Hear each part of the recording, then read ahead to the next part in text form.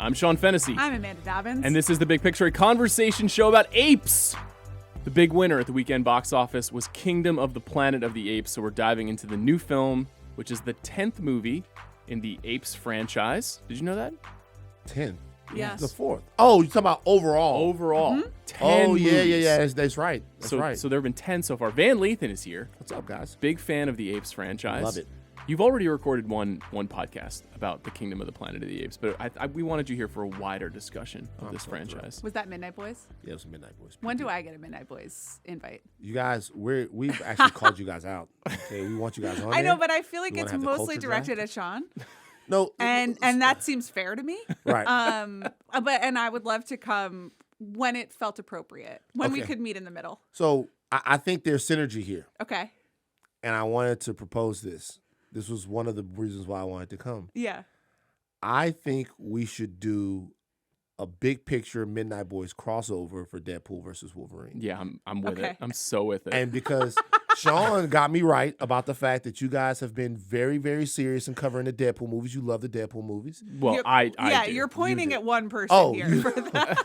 And this Deadpool movie is one of the most consequential movies in big Okay. Hollywood studio history in a long time. Many people are saying it's the most important movie in the history of the Midnight Boys. That if this goes sideways, We're in trouble. what is the show? Yeah. What are you guys doing? What, are you pivoting to crocheting? Will Could you be be covering? crocheting. What else could you cover Could on be the show? anime corner. Right. Charles would love that. Cricket. I'm into cricket now. Cricket. Microsoft Flight Simulator.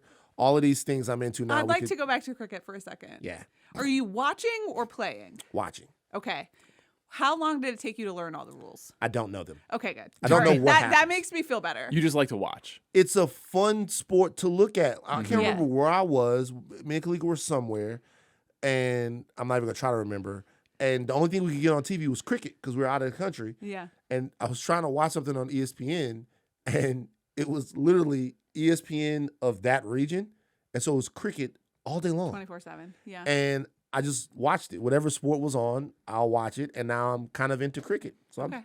Let's discuss that strategy when you pivot to cricket on Midnight Boys and just Yeah. how to execute on that. mean, Because that's there's a just- wide They international go audience. international. Yeah, that's great. I don't know stateside how the show will do. big in the West Indies, big in India, big in England. We would dominate here. World New- Tour, Midnight Boys World Tour. World Tour, yeah. You want to spend 9 weeks in India?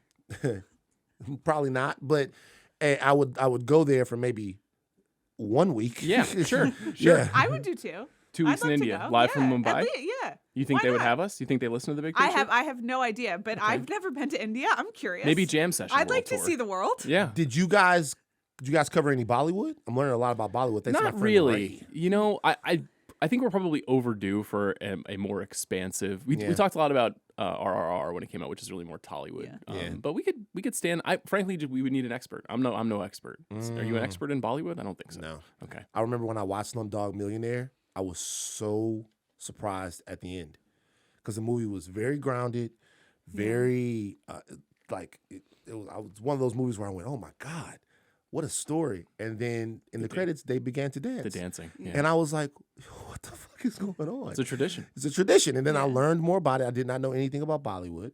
Then I learned about Bollywood. I learned about Nollywood over in Nigeria. Mm-hmm. Lots of different woods out there. Yeah.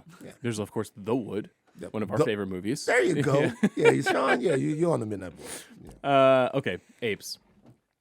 So this is the relaunch of this franchise. New director For the fourth time. for the fourth time. The fourth relaunch. The fourth relaunch, which is remarkable to think about. The first movie was 1968. The previous trilogy, I think, is generally very well liked, very well reviewed. I think I was trying to think about the franchise hierarchy in terms of quality in the world. You guys talk about this all the time too, but it's like to me, it's kind of Mission Impossible, John Wick. Apes is not really far behind for me personally in my favorites. And I have a lot of affection, especially for them two Matt Reeves movies that came out in 14 and 17. This movie feels closer to those two Yeah. than anything that had come before that. It's directed by Wes Ball, who is best known for directing Chris Ryan's favorite trilogy, the Maze Runner films. Right. You seen those? Seen one of them. Me too. I've only seen one now. They're actually good. It's okay. It's good. Is that It's a fun. It was during the YA boom, Yeah. and it's as serious I guess Hunger Games would be. It's a pretty serious YA movie. It takes itself pretty seriously, which I dug about it. I thought it was cool. Yeah, in that realm of movies, it's definitely better than your Divergence. Yeah, that was a tough one. That's a tough one for everyone involved. But it's Sorry, Miles Teller, if you're listening.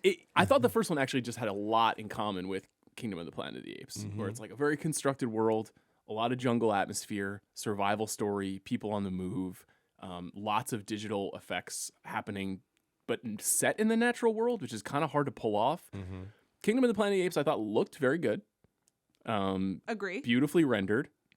It's a movie that is almost entirely apes, which is a challenge. We talked about this when we even saw the trailer. We were like, can they pull this off? In general, a little disappointed by this movie. I was expecting to like it more than I did. Amanda, what did you think? I was a little bored as well. I don't think that I expected to like it as much as you did, because the trailer did tell that this was more of a it was about the apes. You were just like out there in the jungle, and a little bit closer to War of the Planet of the Apes, which is the third Matt Reeves, the third and the last trilogy and the second Matt Reeves movie, and is really just like apes fighting for a while. And that's cool, and it looks really good, and there's a lot of like technical craft and achievement that goes into that. But I find that is not what interests me about these franchises. So once you get past the setup of this movie, I was like, okay, they got to go from point A to point B, like, and it takes a very long time. For this movie is 2.5 hours long. So I dug it, but I understand what you guys are talking about. I think what I dug about the movie, because I gave it an 8 out of 10 over on the Midnight Boys, which is solid plus. You know what I mean? Like, not elite, but hey, I'm still interested. Basically, is what I'm saying. I think the movie is really ambitious in a way to me, because the interesting thing about the first 3 movies, the 2 Matt Reeves ones and then the other one, is that the difference in the franchise is that there's no big human star to ground and anchor the movie. So this is not, obviously they had He Who Shall Not Be Named in the first movie, and then it Voldemort was in the first movie? He was in the first movie. Yeah, no, Franco was in it. Yeah. But there's no like, okay, go see this movie. Caesar was the star. Right. And Andy Serkis playing Caesar. The second film is Jason Clarke and Kerry Russell and Gary Oldman. Like, it's a pretty loaded cast of human actors. Human actors. And then you have Woody Harrelson in the third one. So they always give you big-time human actors, but it's not their movie. Right. I thought no Caesar in this movie was a big challenge for them, because you have to reorient this whole world around apes that we don't have very much history with. We remember Caesar when he was flipping around, like the whole blah, blah, blah. He's dead. It's 300 years later. I thought judging it through that lens as a reset for the franchise, I thought they did a pretty good job of pointing the story in a new direction. However, the movie itself at times lagged. At times you're wondering, what are we doing here? A Charles Holmes saying. But I liked it enough because I'm invested enough into the world. I like the world too. I'm kind of obsessed with these movies. I think that's why I was disappointed. Like, I just had high expectations because I really expect something great from these movies. Because even the first 5 movies, the original 60s and 70s movies, even when their production values are low and they're silly, there's so many ideas in them. Yeah. And there's some ideas in this movie, but it's not as deep as I was hoping it would be. It's a little bit more, like you said, it's a real journey adventure movie. And it's an experiential movie. It's like, would you like to hang out with the apes for a really long time and find out what it's like to like be in the ape society? And my answer to that is like, you know, I'm interested in the ideas in these movies as parables about humanity, but also society. Like, they're very clever. And this was, again, beautifully rendered, but it was just kind of like, well, sometimes bad things happen in like the ape community, and then you got to go find the wise ape, and then you got to, you know, find the key or whatever that was. What was it? The what do you mean? The disc drive? Key. Yeah, SATCOM key. Can I cape for the movie for a second? Yeah, of course. I'm gonna cape for the movie a little. I'm glad you're here. Keep the energy up. So, this is what I would say. The movie is ambitious in the fact that they are obviously throwing some competing concepts at you. You know what I mean? The bad apes in this movie are very human. Sure. They're human coded. They have advanced technology. The good apes here, the Eagle Clan, they're nativists. So that goes back to this whole thing that people do in movies sometimes, which means the native people are inherently good because of the symbiosis they have to the land and all of that, and they know how to use it. And then the people that come along with the technology, they're always bad because they're going to be exploitive, and they actually put apes into slavery here. Right. This is some real heavy real life symbolism that's going Right. on. Progress is defined by, destroying civilizations and wrecking people's lives. Domination, all of that. They want guns. Right. They're going for the worst parts of humanity.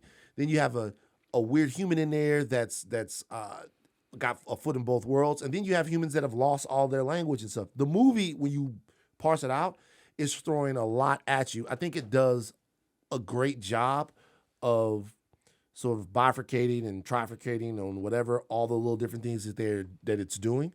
I think any one part of it, but I think the melding of it is where the movie loses itself. Like who am I supposed to care about at one point? When the proto-humans came out, I thought, oh, okay, well, now we're going to get to see what has happened to us. They're gone. Yep. Right. There's almost no reason to have them in the movie except to show that they exist for some Just that there reason. is an enemy. Yeah. And to make the bad apes seem worse. So I think what I appreciated was the blueprint of the film to get us into the new world. I don't think that anyone that watched it would be like, yo, I was completely invested into every different part of what the movie was trying to do. And I also liked Noah a lot. See, this is where You don't like Noah. I just didn't. You mentioned that the movie is missing Caesar, which is of course like the lead ape from the previous trilogy. Sure. Portrayed by Andy Serkis. If you care about this kind of thing, is widely considered one of the great motion capture performances ever. That's literally a digitally created character that has a genuine arc over those three movies that you watch change its perspective, develop, have like literally a political philosophy. I mean, it's a pretty interesting development of that kind of a character. Noah, and this is really ultimately my issue with the movie, which is written by Josh Friedman, who is the writer of the Avatar sequels. The story you just described about the more primitive society versus the advanced society, very much baked into the Avatar story. Yeah. Very much baked into the classical adventure Campbellian hero's journey story. Is that this movie? What the hell does Campbellian mean? Joseph Campbell is the author of the hero's journey theory and writing that explains. See what the hell I'm talking about? That's Sean Fennessey right there. But it's I think I'm up here. I think I'm playing in the same weight class. I'm fighting in the same. You are. You But are. you're explaining why you like Yeah. something and, Right. and why I'm a little disappointed by it. But Campbellian. But it relates, I think, specifically to what we've seen before. The movie that I could not stop thinking about while watching this movie was Star Wars: A New Hope. So the framework of this movie and Star Wars: A New Hope, a dramatic raid on a family's home. An inexperienced but naturally gifted young member of a small clan encounters a wizened monk who worships at the altar of an ancient religion. Together they encounter a chosen woman looking to lead a rebellion before together they confront an empire of zealots who use might to control their world, led by a speechifying, history-obsessed dictator. An epic battle ensues for the fate of the world. That's Star Wars. Yeah. It's true.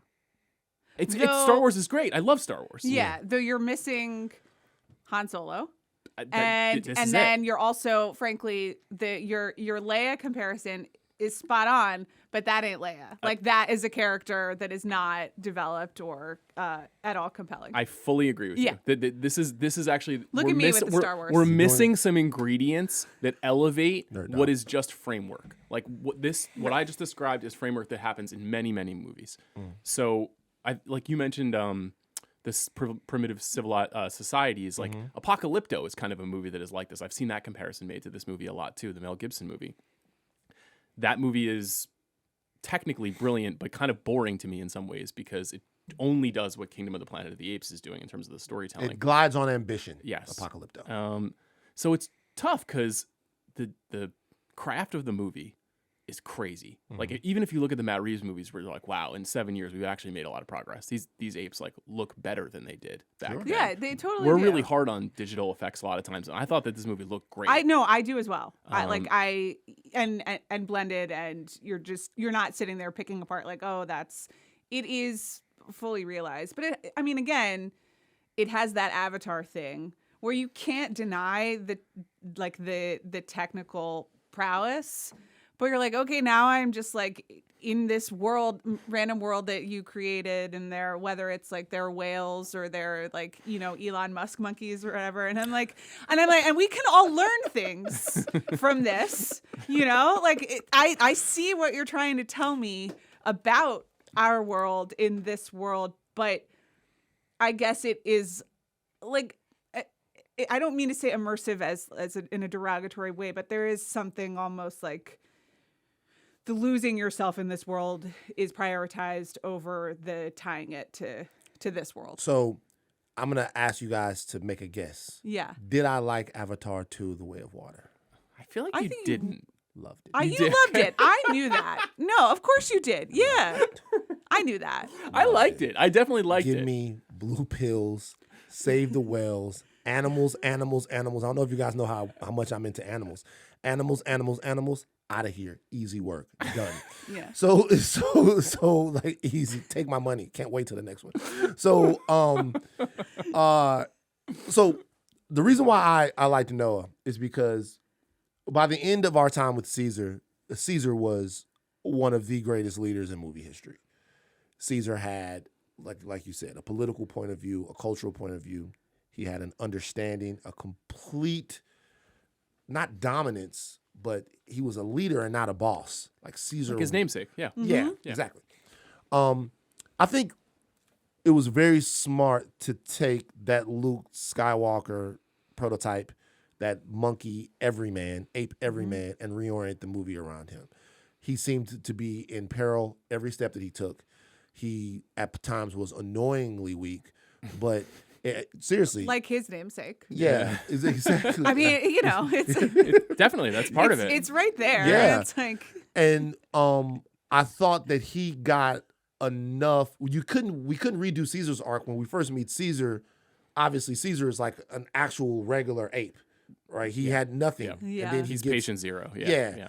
But I thought the fact that I was invested into Noah and I was invested into the Eagle clan and that I was there with God, them. I forgot about the Eagles. I respect. Oh, that's why you like it even Your more. heart yeah. is very big Animals. and has rooms for lots of animals. And I for the first 30 minutes was like, now I got to care about birds too, you know? And I was just like, Oh, is you this- hate birds. Like, did Jonathan Franzen write this? Like, what are we doing? Are you scared of birds? Is yeah, that your thing? I don't trust birds. Are you fucking kidding me? It's tough. It's tough And with I birds. think this movie actually respects the power of birds. It But does. I'm like, It God, does. Jesus, you know? In the first 10 minutes of the movie, I was literally sitting down there. Jomi was next to me. I was like, man, they got birds. I was like, I'm done. I love animals. And so Have you ever done any falconry? I would never. No. Oh, 'Cause it's Tell me scary? more. Yeah. They got Okay. the big, It's like, I love to watch. I would love to watch. So you also respect them.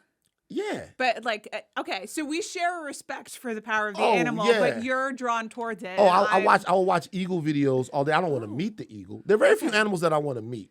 Same. Yeah, I don't want to meet them, but I like the way, because I don't think I should be able to meet them. I think that zoos are wrong. Yeah. And there's a big debate that we've had on Higher Learning. Not going to retread it, the whole deal. But I remember this. yeah, we had two different people that made the case for why we need zoos and then why zoos suck. Anyway, but You're gonna have to explain that to my daughter because the zoo is a very important place for her. it's a big deal for kids. Yeah. Actually, I was taken Yeah. by both arguments. It's fine. But this was kind of like a story at the zoo for me. You sure? With Yeah. eagles and apes, and they had tasers and the whole nine. So I really got into the movie. When we left and we were talking about it, and even on the Midnight Boys, when you listen to us, I enjoyed the film, but there's like not going to be, I can understand the parts of it that people couldn't connect with. It was very long.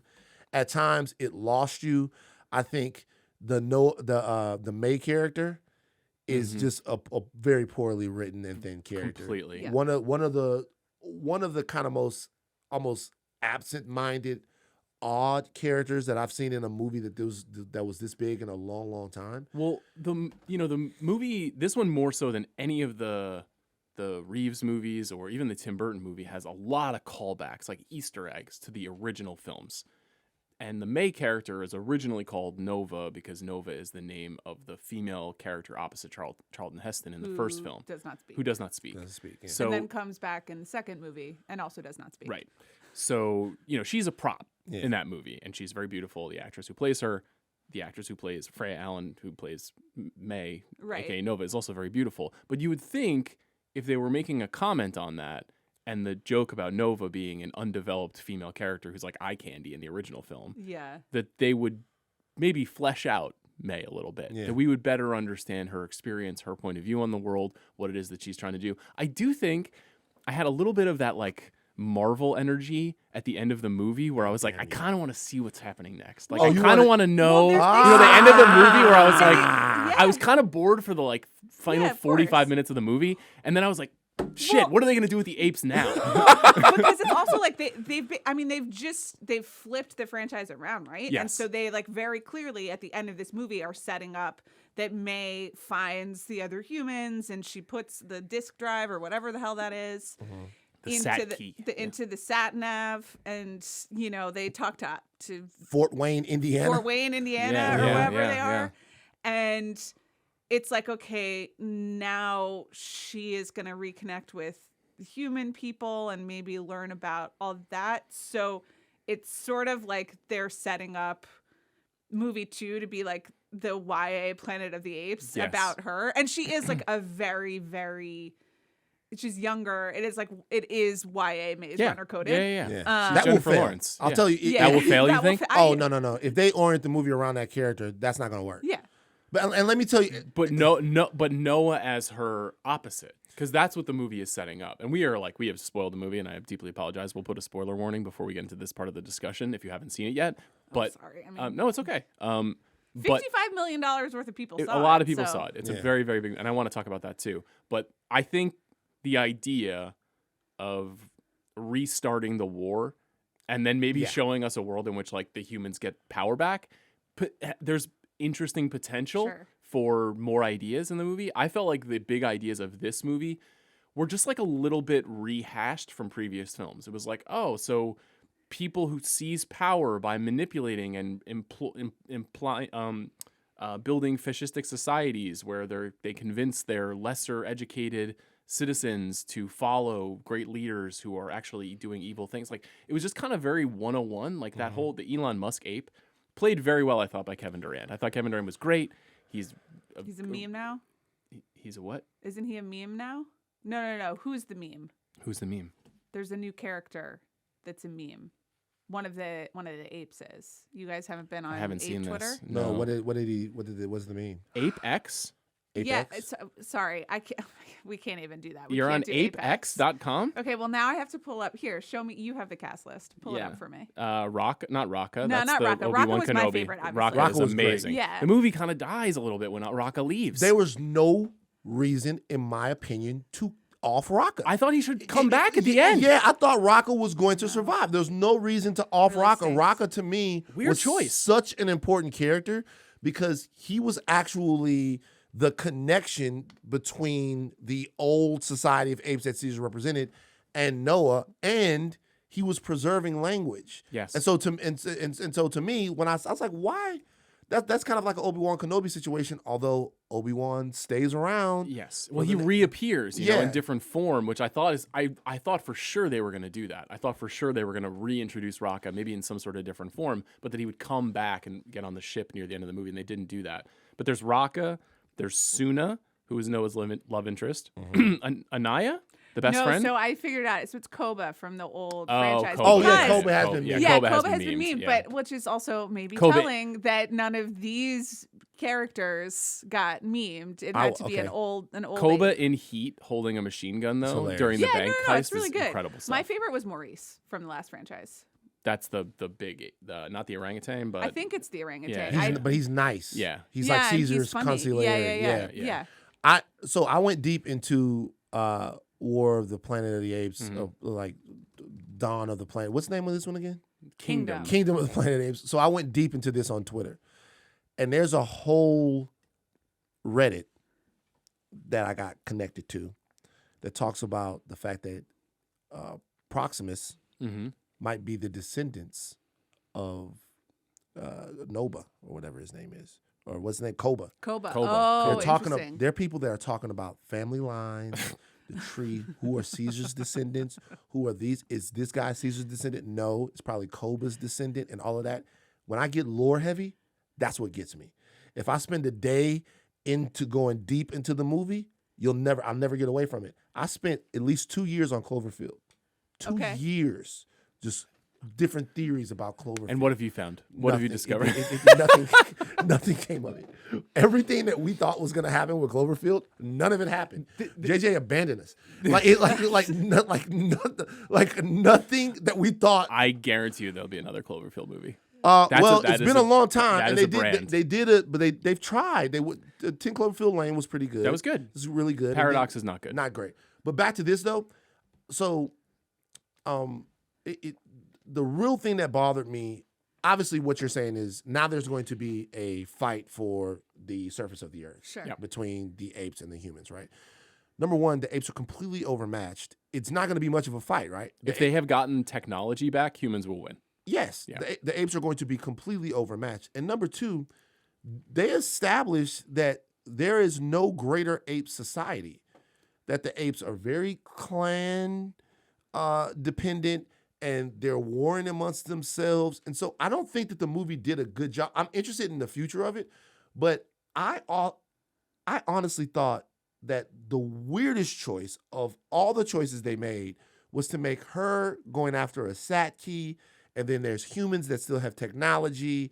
They're cleaning themselves of any type of, the virus is still out there. I thought that was oddly placed and weird. I thought that that to bring the movie back around to where it's human-centered at the end, to where our mission to regain the world is the center of the film almost, it ends with that, was odd. And I was like, no human.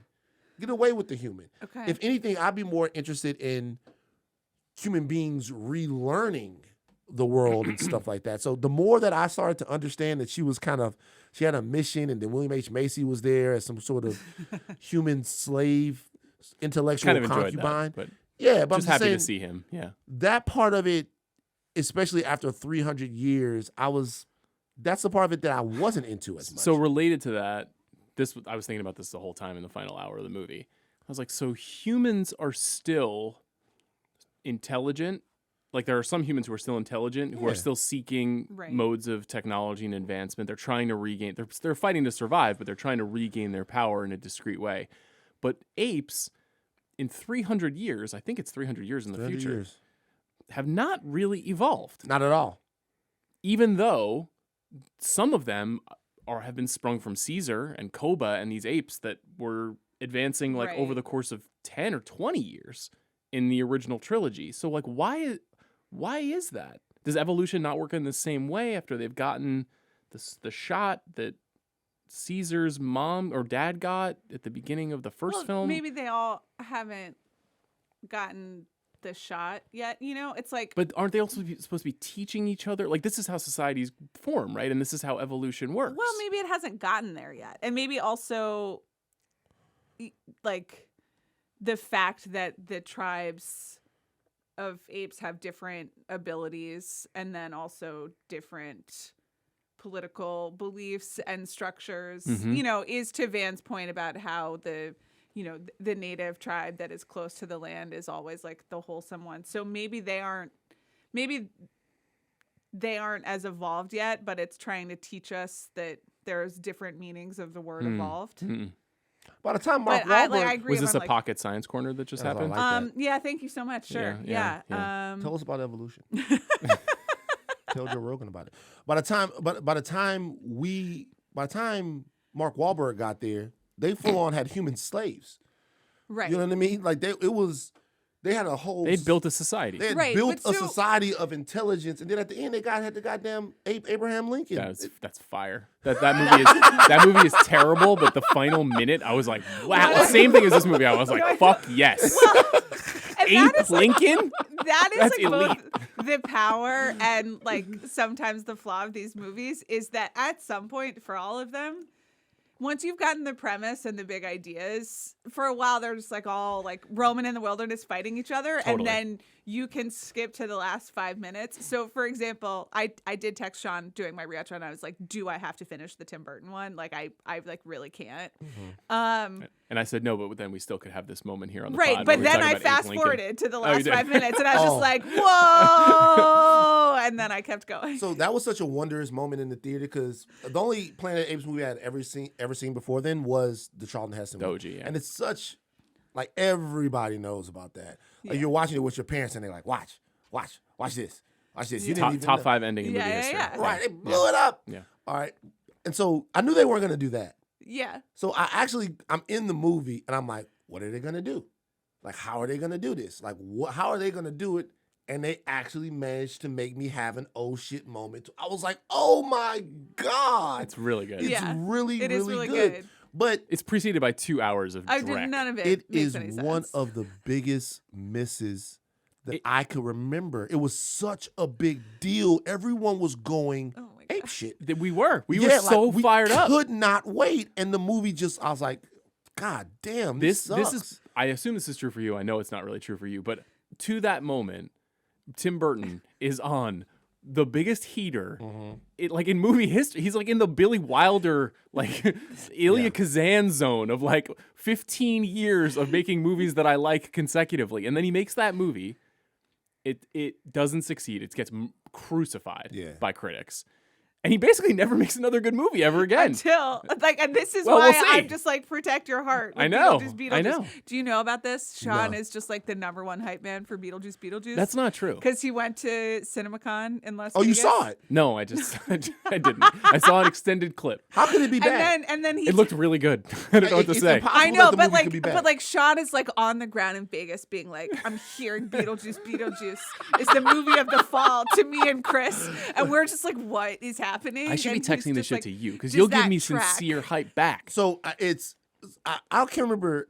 I remember. And then he came back and he was like, "The most important thing that happened at CinemaCon was Beetlejuice," and I was like, "No, it was the Joker 2 trailer." But continue. But so Beetlejuice can't fail. It won't be bad. I'm calling it right now. Okay. It's impossible for the movie to be bad. I was very fired up because it was like all practical effects. We it was like not CGI. We just talked at great length about the expectations for Planet of the Apes and how excited You are right. know? You are right. And I say this with love and protecting yourselves.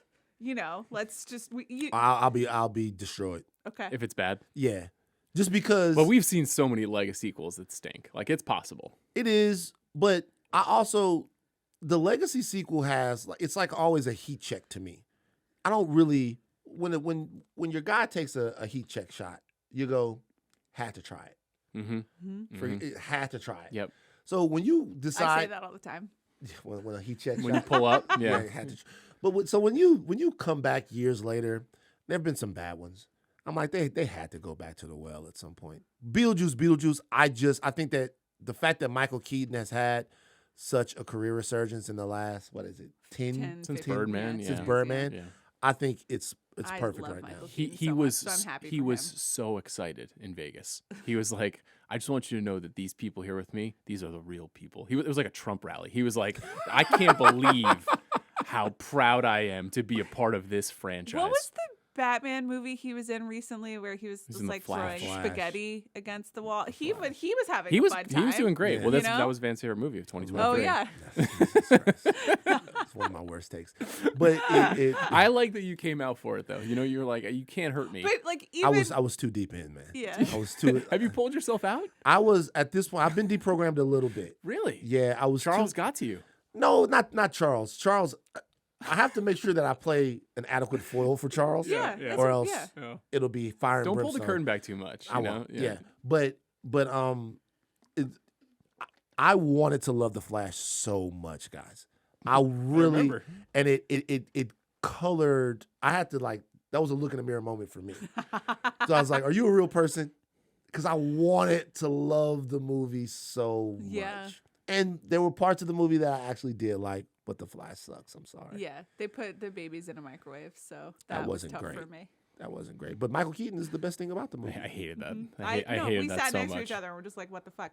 But Michael Keaton, had the "I'm going for it" energy when no one else did. was really going He for did. it. So maybe it'll be. Well, he great. was in a different movie. Sure. He was in a movie that, in its inception, was supposed to be a lot more about him Yep. than it actually was. So he was actually in a different. He was in movie. his movie. He was in Yeah. his Yeah, movie, yeah. relaunching his Batman. Was Ben Affleck also in The Flash as Batman? No, it's Clooney who shows up at the end. Clooney shows No, up. isn't Ben Affleck in the Batmobile? Doesn't he show up in the window? Oh, yeah, he Maybe does. you're right. Maybe Yeah. you're He right. does, yeah. he does. Don't tell me where Oh, Ben Affleck excuse does or me. doesn't show up, okay? Yeah, he does. right. At the beginning, it's Ben Affleck's. It's Batfleck Thank that's you. doing his thing. Okay. Yep. Well, Great there was Batman, that. by the way. Great Batman. He was a good Batman. Ill served by the material, in my opinion. Yeah. And the suit. Would like to have seen him in Matt Reeves' Batman personally. Yeah. I'm not the biggest Matt Reeves Batman fan in the world, Well, we'll come back to that and we will. because we're going to talk about Matt Reeves. So, Apes. This movie did really well. Yeah. 55 million after. Actually, when you came in here today, you were like, everybody's freaking out about the Fall Guy. Yeah. Fall Guy seems to have set panic in Hollywood. Is Ryan Gosling a star? Why aren't some movies hitting? And then this movie just did well. Mm-hmm. Not amazingly well. Yeah. I saw do you see the tickets sold list of Apes movies in the last 10 years? There No. was Was some it- data that was like, it was like 15,000 for the Tim Burton movies, and then it was like 9,000, and it then was like 7,000, 2,000. 6,000. Yeah. Yeah. This one is the lowest number of tickets sold, but it actually made a good bit of money because the premium screens we've been talking about, tickets cost more now. There clearly will be another movie. It also think did the very well movie did- internationally. I think the movie did much better than people thought it was going to do. It more or less hit what it was projected to do, which I think is a win. I mean, because the shout out to Bellany, because the projections are one thing, right? And that's like data that you guys have, that we have, and we know. But I think sometimes there's a flop feeling. Yeah. There's Yeah. a feeling of a movie's presence, right? Like Fall Guy, I think to a lot of people just felt like a hit. It Right. felt like a hit. And then when it doesn't hit, people go, ooh, and they get a little uncomfortable. Planet of the Apes felt like there was going to be a tepid response to it. And I don't know that people out there thought that the response to the Apes franchise was going to be as robust as it was. Because when I send it around to people, they go, oh. And they go 55 domestic, 126. Oh, people like these movies. That's and, good. Well, And like, to be want honest to with you, see it. the Yeah. movies have been much more successful than they've been given cultural credit for. Right. Like it's Oh, a yeah. very, very healthy franchise. It's sturdy. It's very sturdy. reliable. Yeah, right, yeah, right. yeah. So I think a lot of people have been, even though it tracked about where it was supposed to debut, I think a lot of people have been pleasantly surprised that so many people are talking about it and liked it and would see it. Yeah. It's not as showy as something like The Fall Guy has to be, because you're trying to get people in the theaters on the basis of Ryan Gosling and Emily Blunt and There's more riding on it. Yeah, and this is like, well, there are people who like to see the Apes movies and they will come to the Apes movies, and then they came to the Apes movies, and it's kind of like, wow, sometimes business works. It does underscore something that we talk about a lot too, that I feel like bleeds into the Midnight Boys a lot as well, which is that eventizing is the most important thing. And a new Apes movie, the first Apes movie in 7 years, is a thing. It is a very reliable brand. I think, one thing that is actually a good benefit of streaming, and I'm very critical of streaming, as you guys know, is that all 10 or all 9 Apes movies are on Hulu.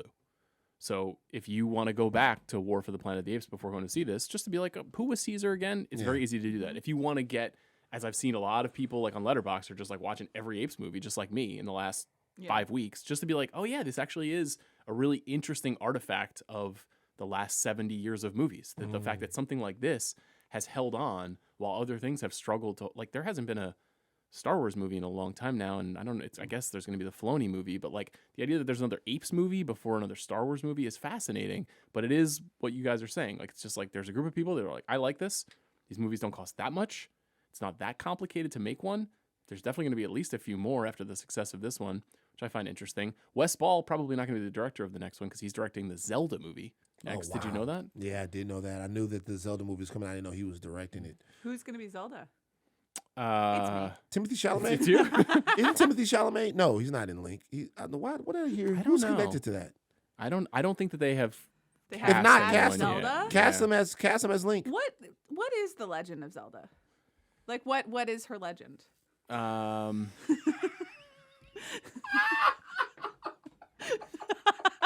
Why not? Tell me what it is. It's a good question. Go ahead. Tell me the legend. It's a very good question. What is the Did source you material? play the game? Did you ever play the original game? I think I must have once or twice, but not long enough to like know the story as I do. I know what's up with Mario and Luigi, right? Did you play the OG Legend of Zelda? Played every game that came out. Well, then tell me. I don't really know. I remember very It's vividly. This is crucial information if we're gonna make a movie about it. I remember they had the gold one, and you had to have like add some shit to your Nintendo for it. I loved the gold cartridge. I had the gold. That was so crazy. cool. Okay. Yeah. Once again, There's a how are we Triforce. turning this There's a into a movie? Triforce. Okay, it's like a golden triangle. Okay. Link has got to go get this thing, and he's got to defeat Ganon, who's a horrible monster So it's Lord who of the has Rings. imprisoned. It's very Lord of the It's Rings. Lord of Zelda. the Rings. Okay. Yeah. Very Lord of the Rings. Okay. Yeah. It's. I mean, it's got nothing to do with the story. It's just about like Link moving around this Well, world, shooting unfortunately, swords at dudes. You're Yeah. making a narrative feature film about it. Well, so there's obviously yeah. been. So I is mean, Zelda I was the playing it in like protector of 1987. the- I was playing it literally living on GSRI and Baton Rouge. We're talking years and Yeah, years Yeah, and yeah, years yeah. and years. Literally 40 years ago. Was Zelda Nintendo or It was Nintendo. Yeah, Nintendo. yeah. But so this is the big Nintendo movie after Super Mario Brothers. okay. But there have been, I mean, 20 Zelda Oh my games, God, maybe yeah. more. 30 It's like Zelda a games. staple. It's a like- huge franchise yeah. in video games. Okay. I don't really. Ocarina of Time, So I think, is is like the Zelda most legendary one. like a not a witch, but like what are her supernatural? Is she a supernatural? Is she like? It's about Link, I know, but then who is Zelda? the princess. Oh, okay. And so the princess protects the thing. She's being held hostage for And- the thing, oh. but not in every game though. Okay, now I'm just he's looking for just on, some. like, Just he's- looking. I'm on I'm Zelda really, Wiki. Zelda you know what's Wiki, funny? I yeah. laughed at the question, but honestly, I good played all question. of these games and I really But couldn't so- articulate. so to it's people- Amanda is here for a reason. She's Yeah. just It's asking me important it's a Princess questions. Peach situation. Nah, Princess Peach has more agency than Zelda. She Wow, does. I that's think. tough. Yeah, she does. Do you think that this will? This is an this will be a Zelda empowerment movie? It probably I will have be. to read you this. This is. I don't understand why this has been phrased this way, but this is very important. So first of all, the first paragraph on the Zelda wiki describing Princess Zelda is physical appearance. That's the Okay. first thing that you hear about. Wow. Here's how she's described. Princess Zelda is slender and light-skinned. Okay. Wow. See? Nobody else is asking questions, and What this is the what happens. fuck Hurry. is going on? What? That's an interesting way to open this. What? So she's Zendaya. I guess. What? Now that would be some casting. That would be casting. Get them back together. Yeah. Timmy and Zendaya? They can't Yeah, miss. but we have to give her Josh agency O'Connor this time. as Link? Oh, great. Oh, yes. Yeah. Sounds good. Yeah. I'm into it. Okay. I'm really Did you glad we like got here. Challengers? Yeah, I did. Yeah. Okay. Good. I did. Challengers did it for me. Okay. It's Great. We're all like that guy. agreed. You know what I'll say about the Apes is that your Star Wars point got my mind turning around. The Apes, it's low risk. It's a low risk franchise. Like if you make an Apes movie and people love it, they love it. If people don't dig it as much, it's like, all right, cool. Franchises like Star Wars is so consequential that they get their asses fucking kicked when the fans don't like something that they did. Right. So, like with Apes, and it's probably a lesson for Star Wars fans. With Apes, you'll probably get a lot more movies more consistently because they can make movies that people kind of like. Your whole life isn't riding, your whole summer isn't riding on whether or not you dug the latest Apes movie. You can just go there, eat some popcorn, have a good time, be like, hey, that was really cool, or I was a little lukewarm on that, and you can leave. The Star Wars people are skittish because, like, whatever they do, we are on their asses. I think the reason for that, and I think you're 100% right, is because Star Wars is like this generational talisman that parents hand down to their kids, that has been stretched. Now, the franchises themselves are pretty similar in age, 68 versus 77 for the first Star Wars. Yeah. Right. But Planet of the Apes feels so old, and Star Wars has been so omnipresent in our lives in the 21st century in a way that the Apes movies just weren't. You know, like 13 years went between the Burton one, or 10 years between the Burton one and the Rupert Wyatt one. And the characters don't ever stay the same. Like, you get, sure, a lot of Cornelius and Zira in the 70s ones, but for the most part, it's not about Luke Skywalker or Han Solo or Leia and pulling the thread of those stories along. Like, they change them out. They don't have, like, this Star Wars money-making burden, right? Right. Like, they can exchange, like, or interchange characters because, like, they don't need to make sure that the Rey doll can, like, stay on the shelves and like, that it corresponds to the something, which is, like, you know, and I think, like, Star Wars has been loaded with all of that because it was so successful, and they were like, hey, look at all this money that we can make off of it.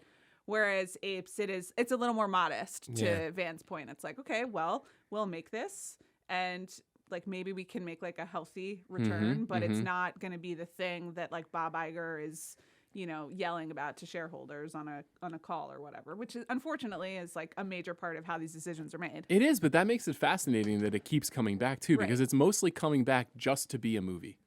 There isn't like a world of franchise merchandising around the Apes movie in the same way. No Apes World at Disney or at Universal Studios. No rides, no Happy like, Meals. It's almost diet IP. Yeah. But in a way. But you'd never think that it would be that thriving. Makes it sound lesser. It's, No. Yeah. Well, it is. When I say lesser, I mean, when we think of IP now, we think of like, I don't know, like Titan type of IP. Because like really even Fall Guy is kind of diet IP. Like it is. Yeah. So it's like, can you buy like a Godzilla themed nail polish? Exactly. Which, I don't know what can you? I don't know, but you can buy pretty much every other movie at this point has like a SE or like OPI nail tie. We should do a nail polish episode. Top 5 nail polishes. Yeah, I'd love to. We could also get manicures on. I'm in. Yeah. Okay, great. IP rankings would be interesting. I mean, Star Wars has got to be the big swing in. I thought, but there's quality versus strength. Because that's really what I was saying at the top, where for me, there's a very reliable group of movies. Like James Bond, certain eras of James Bond are very reliable, but James Bond is so up and down. It's so actor dependent, and director dependent, filmmaker dependent, and almost like era dependent. Like if you're in the 80s and it's trying to compete with Star Wars, it's like James Bond's not built to do that. You know what I mean? It's much more well suited to the 60s, or as an antidote to the rise of franchise entertainment in the 2010s, where it's like this actually feels way more real up against Star Wars and Marvel and all that other stuff. Anyway, the Apes ones are interesting. It's interesting though because like they actually do have ideas. All of the movies, with the exception of the Burton movie, has some kind of idea circling inside of it that I dare say is like bold. I really think that the idea of like culture confusion and the way that power operates and violent societies versus peaceful societies, you know. I rewatched Escape from the Planet of the Apes last night, which is the third one that some people think is the second best Apes movie. And I like that one. That one was really cool. And it's all set in, you know, contemporary America, and the apes at the end of the second film, like 3 of the apes escape and time travel to our society. Yeah. And the whole movie is about celebrity. And it's about like what happens when an alien effectively like comes to the planet, speaks our language, can communicate with us, and how we commodify them, objectify them. Like, you know, it's a low budget science fiction movie from the 70s, but it's got a lot of it is like just set in a courtroom, you know. Yeah, it's like a fish out of water comedy. Yeah. But it's got philosophy in it. Totally. It's very engaging. And then again, like the last 3 minutes are so fucked up. Yeah. And I mean, do you remember? So I haven't seen that movie, but what I have seen though are clips of just the apes dropping knowledge. Yeah. Like, you know what I mean? So like on humanity. So like they're talking and they're giving lessons to humans and stuff. Yeah, so that's sort of what I feel like. That's kind of what I was getting at when I was like, why aren't the apes more advanced than these Kingdom movies? Because we've seen that at a future date, they do become more advanced. It's like 5,000. Is that what it is? AD is it that far? I think it might not be that far, but it is like several thousand years that both Charlton Heston and then like Cornelius and Zira are jumping back and forth through, and they really do make a point of like an Escape of Planet of the Apes. It's like the 70s, right? You know, right? So I think there's something interesting that we're kind of just hitting on by just talking about the movie and talking around it. And I want to know what you guys think about this. because you guys' show is it's, how can I put it? You guys are very movie focused, and I'll explain that. Everybody's like, of course it's movie focused. Well, when we're on the Midnight Boys and talking, we're normally talking about the whole thing. So we'll talk about what was made, and then we'll go, okay, what does this mean for the MCU? Or what does this mean for Star Wars? Or what does this mean for this? But this gets into the actual film, which is interesting here because this movie was a little bit probably of a letdown for a lot of people, or it wasn't a slam dunk, but it is indicative of the health of not just the IP, but of the franchise itself as a table setter, as an hors d'oeuvre for like a new Apes franchise. Yeah, the next 10 years.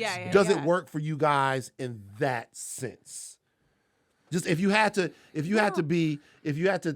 look at things, if you had the Midnight Boys and then go, okay, well, because sometimes for us, we'll look at the movies as movies, right? But we'll also look at them as episodes of the MCU. Right. You know what I mean? Yeah. Or episodes of Star Wars. Like, does it work as that? Well, I mean, is this movie interesting enough for you to want to go see another Apes movie? I am curious what happens next, to Sean's point, because in the last 5 minutes they do that thing, they Marvelize it, or and like, that's kind of unfair to all the other Apes movies. That just creates new continuity. That manage in the last 5 minutes to really hook you. And I do think that there is something interesting that they have done here, which is like, they've sort of flipped it where you start with the apes and then an ape society, and then you're gonna investigate human society next. Yeah. And so how does that work with our understandings of like these two societies and how they've interacted in all the other movies, and like, can you switch the alliances, and like, are we supposed to be rooting for the humans? And like, that, like, that's interesting. And I'm curious on like a storytelling level, whether they can pull that off, and whether that works as like a larger iteration of the franchise, to your point about like the next episode. I like, I tend to be more interested in like the stories with the humans as opposed to the apes. So in that sense, sure. I don't know whether though, like, they'll be able to pull it off. Yeah.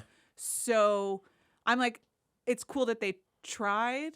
And I'm always curious to, if someone tries, I'll see it. But I don't know whether this kind of feels like the prequel that normally gets made after all the movies that they made first. That we're all kind of like, I don't really know whether I needed like the prequel to this. Yeah, I think that's well put. And Carlito's Way rise to power. And then yeah. even though whenever they do that, we're like, why don't they just make things in order? Like why? But so we can never be happy. But I don't know whether they've set up enough juice for like the main series. Does that make sense? An inherent flaw for me, for your question, is that I'm just gonna see every franchise movie no matter what.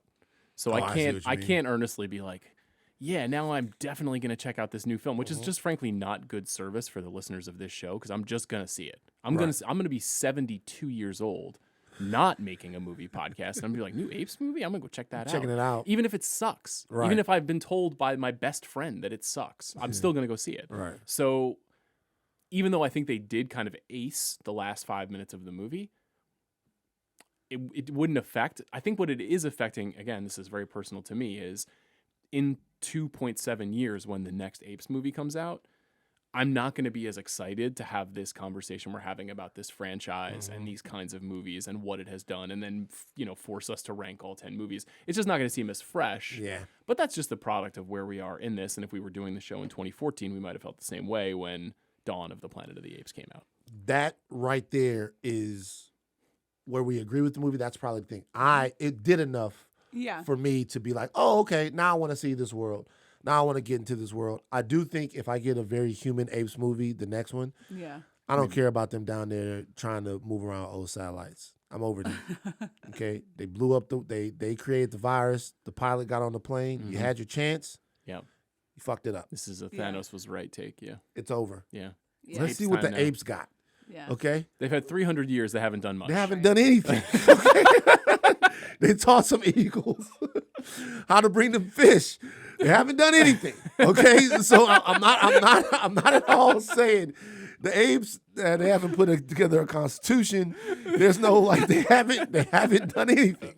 Yeah. They got no ape plays. They got no ape I feel like Xbox. Proximus's election was very rigged. Like probably big was. Arizona energy going on Right. in the Proximus You don't election. know about the arts community in Hey, that that's society. true. Listen, they had a very the birds. There was going to be a whole coming of age Yeah. ceremony. You think they have good There's, like, podcasts? One know. ape podcast. Their pods could be good. could be good. The one guy that they had that was into the arts, Yeah. they made this motherfucker live underground or whatever. Like Sure, they had yeah. one guy that was Yeah. trying to refine their asses. Poor Rocca. Right. And yeah, Rocca. That's the best idea in the movie, though, is the manipulation of knowledge for Proximus versus Rocca. Yeah. That's the best. That's the thing in the movie that works the most. That's why when they took Rocca away and then they were like, oh, Proximus, he's going to take human knowledge and manipulate it to lead the apes.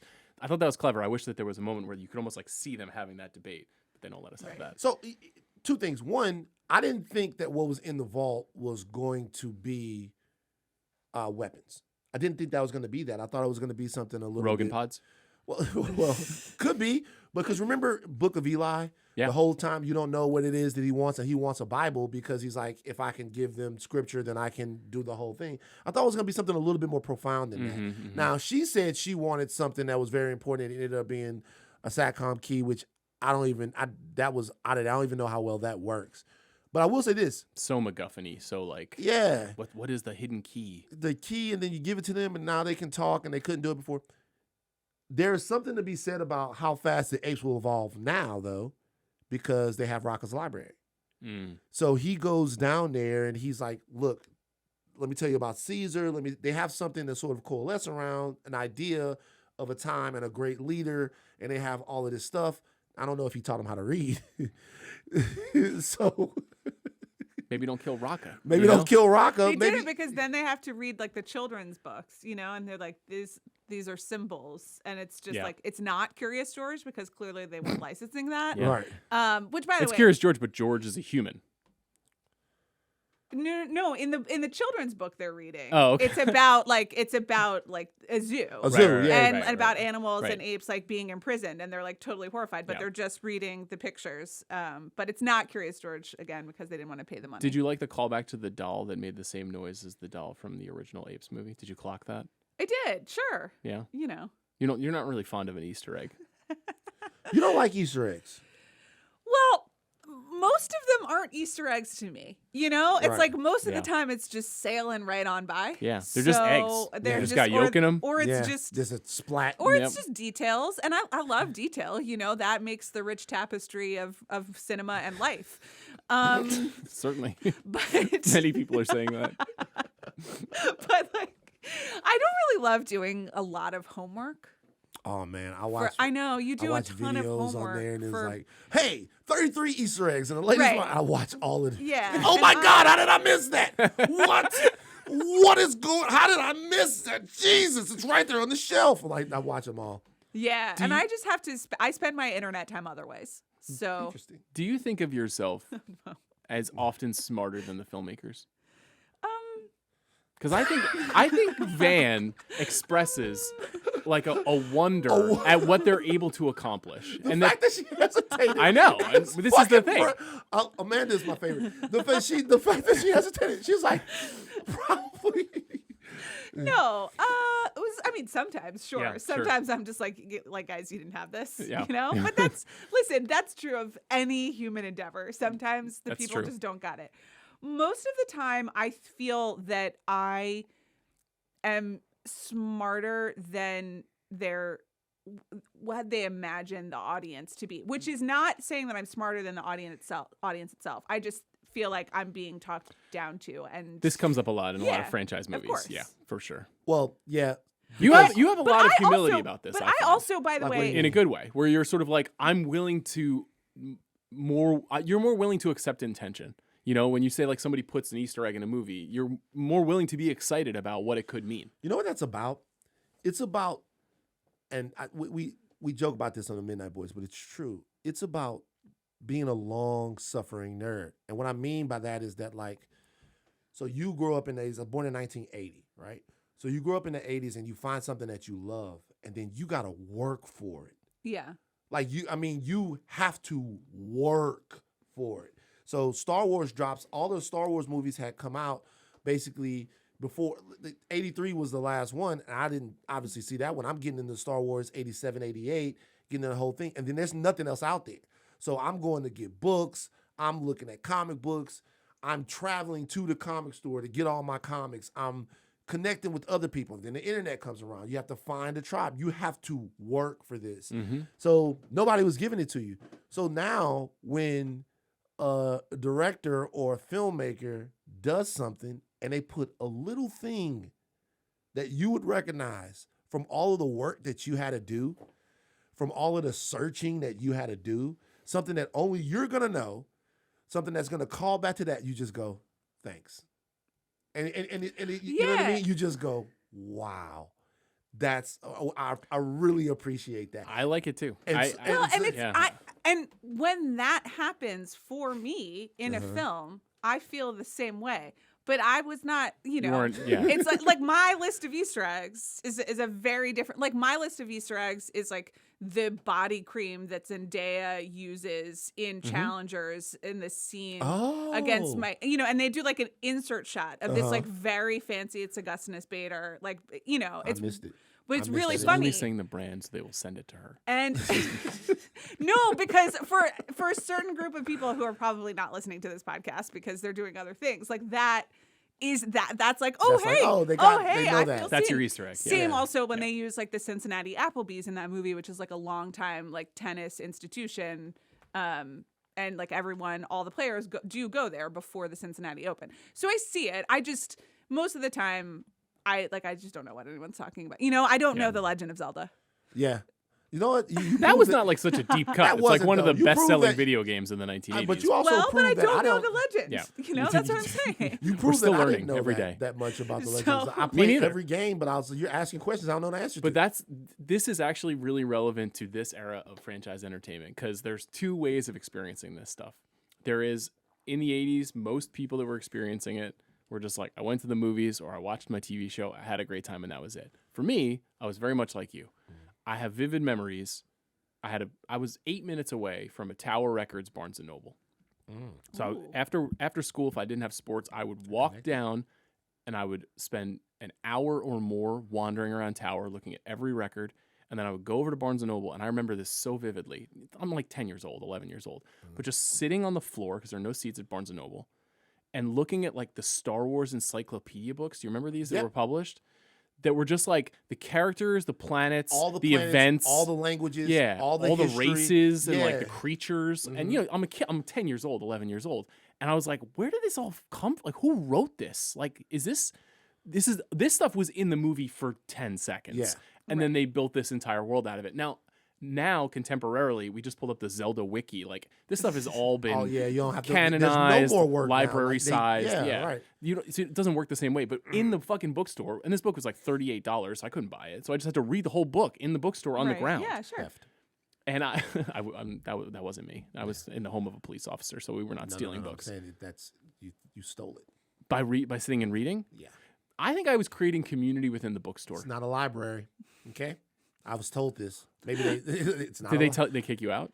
Yeah. See, this is the difference. This is a race thing. Oh yeah, It's not a library. Yeah. I used to go to like, hey, this is not a library. You can't just read that book. I'm like, that's so interesting. I never got that. You really think that's because I was a white kid on Long I Island? have no fucking clue. Yeah. Like, I really maybe they were don't just know. cool at my Barnes & Noble. Or maybe it was because I did it like 4 or 5 times a week. Yeah, that's true. The more you're there. And they were like, this is not a library. I was like, this seems like a library to me. It's a lot of fucking books in here. Get out of here. Get out. So that's why I left. But anyway, you stole it. Go ahead. I never stole it. I read it calmly, quietly, and I did never buy it. So I guess I did kind of steal the information, the knowledge, much like Proximus is stealing the knowledge from William H. Macy in the film Kingdom of the Planet of the Apes. Wow. Amanda actually, speaking of homework, did the homework. She went back and she watched a lot of all of. Did you make it through all of them? You all 10. I did. Okay. Jesus. So I had seen certainly the first one, obviously. All 3 of the recent trilogy. Yep. You'd never seen Burton. You didn't go see that. No, I didn't go see it. Burton was my think I'd 2001 seen- birthday movie. Oh, that's really tough for you. I had seen clips of like Mark Wahlberg looking confused, you know? That's every movie, which is every movie. Yeah.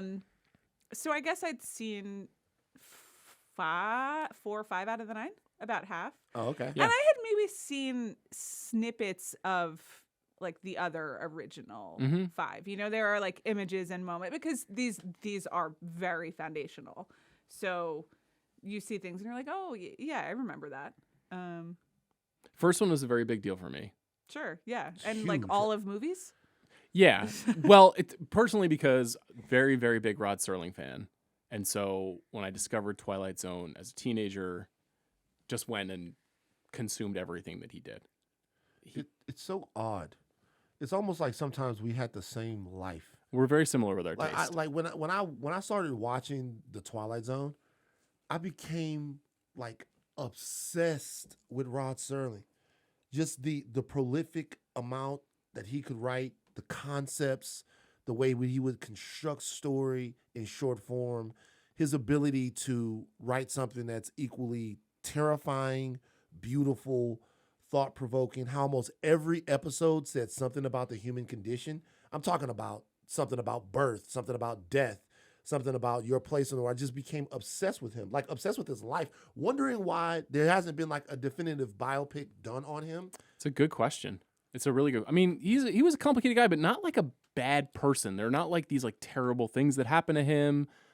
He was just consumed with his work. Like One of the super consumed. Yeah, with he lived inside of his writing. One of the reasons I went to Ithaca College is because he graduated from Ithaca College. I thought he was still is one of one, totally unto himself. And if you look at like his more serious and dramatic writing that happened in like Playhouse 90 on live television in the 50s, which predated before yeah. Twilight Zone, just incredible dramatic fusion of like what was happening in contemporary literature at the time, some genre storytelling, and then he evolves into becoming this kind of like showrunner king before such a thing existed. He's kind of the first showrunner king. He literally was on the TV show that he created every week, which is fascinating unto itself.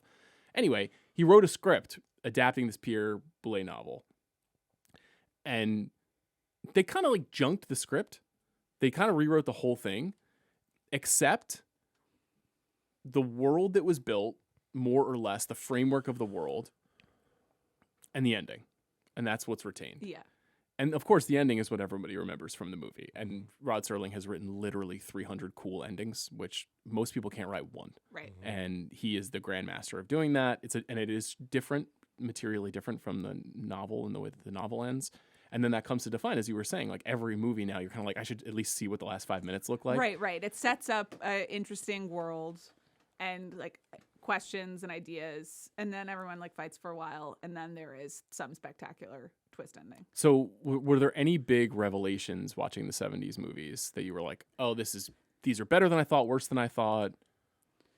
No, they were better. They were definitely better than I thought. And, they each did have like a discrete idea, even if like the production value is like people walking around in masks, which is fine. But somehow the fact that like with Distance, I'm not that concerned about the production value. I don't like expect it to be, Sure.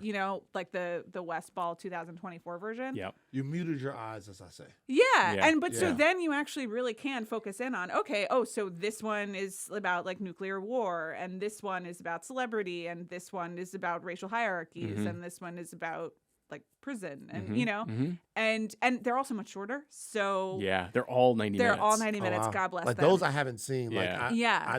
I saw the first one and then I come back in Tim Burton. Yeah. I think they're all worth checking out. They do get clearly, as opposed to contemporary Hollywood, they get lower in budget the Right. further along you go, and you can really tell. By the time you get to Battle for the Planet of the Apes, you're like, that's the 5th one. You're like, Right. this was made very cheaply, and it's more or less like a hand-to-hand combat war movie. Yeah. I did not watch the entirety of this movie. I was like, okay, I got it. That's Yeah. to me, the Burton one is the worst one. Yes. Battle is the second worst one. I think that's probably true. I think Beneath the Planet of the Apes is like they try. It's got such a bleak ending that I have to give it like Sure. super bonus points. But really until the ending, it is like rewarmed Planet of the Apes. It has that very common second installment in a franchise thing where it's like, let's just run it back. Yes. You know, let's So do it again. Beneath the Planet of the Apes is the second movie. The first 45 minutes of the movie is as Amanda said, a complete rehash of the previous story with Charlton Heston, where he's literally he crash lands on the planet. He's looking for the Charlton Heston character. He's a part of a rescue mission. He immediately gets captured by the apes. He stands trial. Everything that happens in the first film. Right. Then at the 45-minute mark, he, along with some rebel apes who are helping him, basically discover that there's an underground society where humans, kind of mutant humans, live. Okay. And they worship an atomic bomb. And Like and a it's real like bomb. it's like A real bomb. underground, like in Queens or something, Yes. because they're living underground in the old subways. There's like subway signs. Yeah. And the final 45 minutes of the movie is really weird, where you're like surrounded by these mutant humans. And they have telepathic powers. Yeah, they can. There's a lot going on with them. They've been somehow distorted by the exposure to the nuclear energy. The radiation has gotten to them. But and then the movie ends very darkly. Right. Mm-hmm. For its boldness, I think it's cool. It's not as fun. It's because you're right. It's a real slog through the first half of it. And it is like, it's like 3/4 baked, right? It's not totally. Half baked is unfair, but it takes a while for it to get to its new idea. Do you think it's better or worse than the James Franco movie? So I rewatched this one, and like a tough thing among all the other things that we apparently overlooked about James Franco Right. is the fact that like that man cannot act. Like, Not a good actor. You don't like him. well, he was very good as like the pretty funny guy in all the stoner movies. But like this man is trying to solve Alzheimer's Yeah. in Rise of the and like respectfully, like that is one of the reasons that we instead of Alzheimer's got like a human ending like pandemic. You know, it's because it was James Franco solving Right. it. So I don't buy him as a scientist. That's pretty tough. I think the setup of the story in that movie is really good. It's really smart. But the idea, and I mean, you know, not to like Anne Hathaway it, but like it is 10 years before like an actual pandemic that Right. changes, you know. Right. Watching it now is interesting in that way. And like kind of frustrating because they do basically yada yada the pandemic. Like do. the very end of You're talking about like, yeah. Yeah, because Rise of the Planet of the Apes, which is that movie, is like it has the amazing Golden Gate Bridge, which is another really good part of it. The Golden Gate Bridge scene. Very similar to Beneath, where it's like the first 45 minutes, you're like, okay, this is like a movie set in a laboratory, and we're not really getting to know the charters beyond John Lithgow and James Franco. And like Frida Pinto is just like a zero in that movie, just like the most doesn't- she just non-written kinda- character yeah. ever. It was just like they just threw her in it. Okay, people Right. know You her were beautiful from Slumdog. Slumdog. Yeah. Yeah, it's just not developed You know at the all. thing that works about that movie to me? If you get into James Franco and Caesar, Yeah. if you just get into that, then the movie works. I agree. And, I agree. and that part of it does work, even Yeah. though like him being like, we need the gene, you know, you're Yeah. just like, no. Yeah, like they have him wearing glasses at some point. It's like, no. But all the setup is really good. So despite the Franco-ness of it, it's like pretty interesting. Would you put it at 7? Where are you writing this in the? Yeah, so spreadsheets? Planet What of do we the have Apes from right now? 2001, the Burton remake, Yeah, to me that's is the the worst. worst. That's the last one. That's the worst I one. can't Battle be of the completely Planet of the Apes. involved because I haven't seen 3 of them. Yeah. But We'll hold your hand through I mean, the also thing. Rise of the Planet of the Apes is like the first Andy Serkis performance. Yeah. Yeah. There is a lot of good stuff there. So I would put it before. So I would do Beneath the Planet of the Apes at 8 and Rise of the Planet of the Apes at 7. I agree. My case, I would really like to see the movie between Rise of the Planet of the Apes and what's the next one? Dawn of the Planet of the Apes. so Which is like basically Contagion, but it's interesting that you say that though, because there is a 70s movie that is kind of like that. So like Conquest of the Planet of the Apes, which is a movie that is set in basically in the immediate aftermath of Escape, which is the movie that is about celebrity. right. Oh, it's like That it's features- 91 yes. is when they said it. It Yeah. features a character named Caesar. yeah, Caesar Yeah, comes which back. is clearly the inspiration for See, the Caesar. I knew that like I knew that Caesar was in the old ones, and when he came back, I thought for some reason maybe it was the same wanna Caesar. know- It's not, but it Caesar's- feels like it is at times. Did they get into this on the parentage Ape Reddit? websites? Like No, who Caesar is? no. So here's what happens at the end of Conquest of the Mhm. Planet of the Apes, Uh-huh. which is the apes, Zira and Cornelius. This is the end of Escape. Yeah. Yeah. This is like literally like the last 3 minutes. After they've traveled back in time, like been treated like celebrities, but then there's someone who doesn't trust the fact that they're talking intelligent, you know, sure. They're both killed, and you think that their baby is killed, but in fact, they had switched. They'd done a baby swap. Baby swap. Like you know, Yeah. Like you do. Yeah. like you do when they were at the circus. Yeah. They were because they had to go. You know, They had to go. They Yeah, parade yeah. him around and And so- humiliate him. so their baby with. By the way, all this of their- movie has basically been a comedy for the first 75 minutes. Yeah. Oh, And And then there's a violent act and a baby swap. right. they kill them both. They die. They kill them both, and they kill a baby ape. And you think that like the lineage of intelligent apes It's gone. is gone, but it turns out because of the baby swap that their baby is still at the circus, And that's Caesar. and that's Caesar. Wow. So I think Escape and Conquest are probably in 6 and 5 for me. I don't know how you feel about Dawn and War. I know you're not as into those as I am. Yeah, and I like Dawn more than War. Yeah, I'm not surprised to hear that. Because War has a little bit of Kingdom of the Planet Apes, like not problem, but it's serving you a different thing, which is just War is an action movie. yeah, it's an action movie with like Yeah. a bunch of Yeah. apes. It's just And I it's was very like, Apocalypse Now though. Like it's just very grave Listen- and intense and violent. and very just it's an ugly type of feeling movie. yeah. and like you know, it looks very good, but Yeah. again, like I am more interested in the conceits of the movies than just like watching them battle it out. I'm- But I'm- that's a preference thing. I completely forgot to slot Kingdom. Where does Kingdom go? Is the Oh. question. I love Kingdom. You did. You loved it more than any of the Reeves or Rupert Wyatt movies? So, real quick, just so I know, so it's Rise is Franco, Yes. Yeah. then it's Dawn, Those titles should be flipped based on how the stories are told. But Right. yes. Rise, Dawn, and then Kingdom is Then War 4, War 4. then Kingdom. Oh, then Kingdom is what we just did. yes. Yeah. Okay, yeah. I'm So- not so- fucking- so- War is what I was saying. I was saying I loved Right. I loved War for the Planet of the Apes. I loved Dawn of the Planet of the Apes.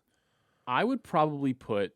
What do you think about Kingdom what I'm is doing here? Kingdom is fourth, for sure. So of the contemporary Of those. Apes movies, let me reorient myself. Yes, Of the contemporary I Apes completely movies, agree. Kingdom is fourth. To me, I like Rise more than you guys do. Sean just put Kingdom behind Rise. Okay.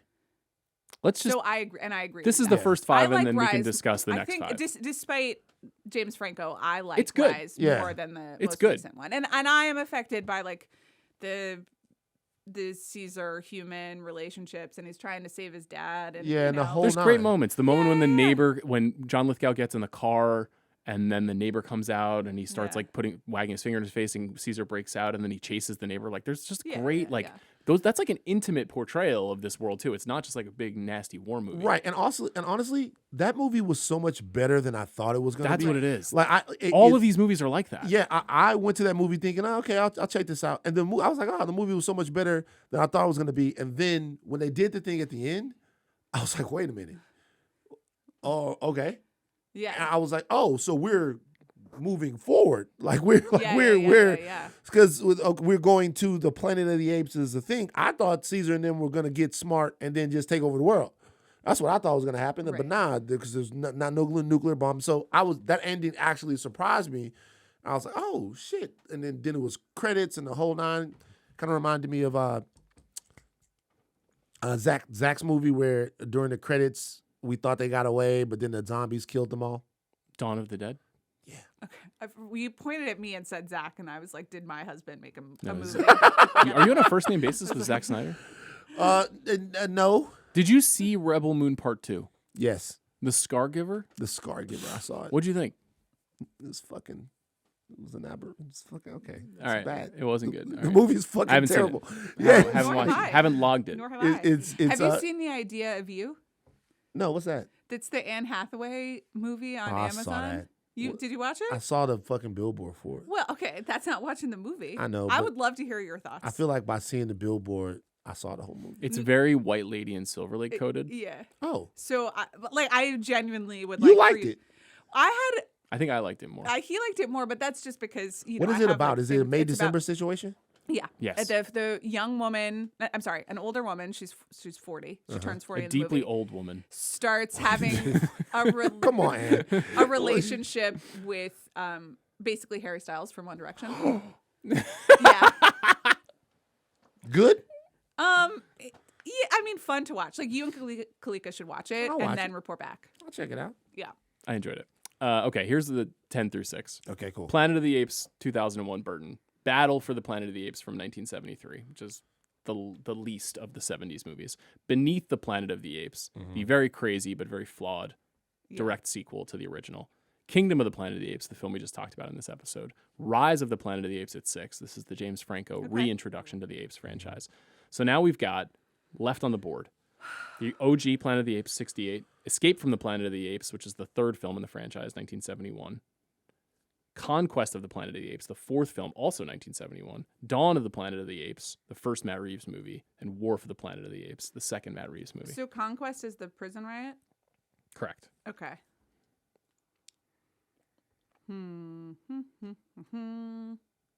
I mean, in my personal preference, War of the Planet of the Apes would be next, Not but I know acceptable. that that's not acceptable. So I said I know that that is not acceptable. Do you like Conquest more than Escape? I like Escape more. Okay, me too. I think Escape is a really cool thing that Okay. more franchises should try, which is like a hard genre pivot inside the franchise where they're like, this is a comedy now. Let me ask a bigger question. I actually love it when they do that too. Logan kind of did that. It did. That's a great example. Yeah. Let me ask a bigger question. Is it accepted that the Matt Reeves movies as a whole are better than the movies from the 70s? I mean, Can you just I think it would be healthy to stack them like Reeves then 70s, Reeves then 70s, because Yeah. or some version of that, because their intentions are totally different. Okay. The tones are totally different. The Reeves movies are so serious. Like they're so self-serious, but he is so gifted as a crafts person yeah. that I think it justifies that tonal choice, which is way far afield from what all these movies were up until this point. These were like B-movie exploitation movies, you know? like they're 70s Logan's Run type of shit? Soylent very much in Green? that Yeah. vein. Yeah. Very much, and these movies are so critical in the history of movies because they elevated R.I.P. by the way, Roger Corman, what Roger Corman's yeah, doing in absolutely. the 50s, where he's like, I'm gonna give you 10 grand, make a movie about a giant ant. Mhm. These movies are like a slight step up from that in budget, but they're like also Rod Serling wrote it. Right. And I think one of the reasons why we are where we are in our culture, much to Amanda's chagrin at times, but much to the delight of the Midnight Boys, is because of movies like the original Planet of the Apes. So I see those 70s movies as very important. I see some of what's bad about modern franchise culture in the Matt Reeves movies, Yeah. I see what you mean. but I still love those movies. Sorry if I'm like philosophizing too much about this, but I've thought about it a lot. that's fine. I'm just trying to. I'm task oriented right now. Okay, So so do you want to put Conquest at 5? I believe Conquest at 5. Okay, I will allow War at 4. great. Is that a deal? That's a deal. Are you comfortable with War at 4? I am. Okay. Do you prefer Dawn of the Planet of the Apes to War of the Planet of the Apes? To me, it literally goes backwards in which those movies came out That's your ranking. for those 4 movies. So you prefer actually no, I put Dawn at 1. that? Okay, that's Okay. that's Yeah, right. yeah. Yeah, I put Dawn at 1, but I have Rise at 2. I probably have a connection to that movie that's like more. I have Rise at 2. I love Rise of the Planet of the Apes. I really, really, really love the movie. Rise just has too much stuff like one, Franco being a little bit miscast, two, Frida Pinto just like sitting in a car with Franco driving Yeah. around doing stuff. No, I It understand feels- the situation. Yeah. David, the whole David Oyelowo stuff where Him like being like- like the evil lab guy Yeah. and all of that Right, stuff. Yeah. right. Doing all the presentation, but I mean, when they do the presentation and then the ape crashes through the PowerPoint deck is really part's that's cool. good. Yeah. Yeah. Rupert Wyatt, like kind of never to be heard from again. Yeah, where's he at? He made one movie after this for Focus that bombed. Oh, that's the Will Smith joint? No, not the movie Not Focus, the, the studio Focus. Oh, okay. But he also directed the remake of The Gambler, starring Mark Wahlberg. Is that the one where he does a lot of philosophizing? Yeah, he speaks about Shakespeare Yeah. and explains to Brie Larson how the universe works. It's an important movie. Okay, so that leaves us with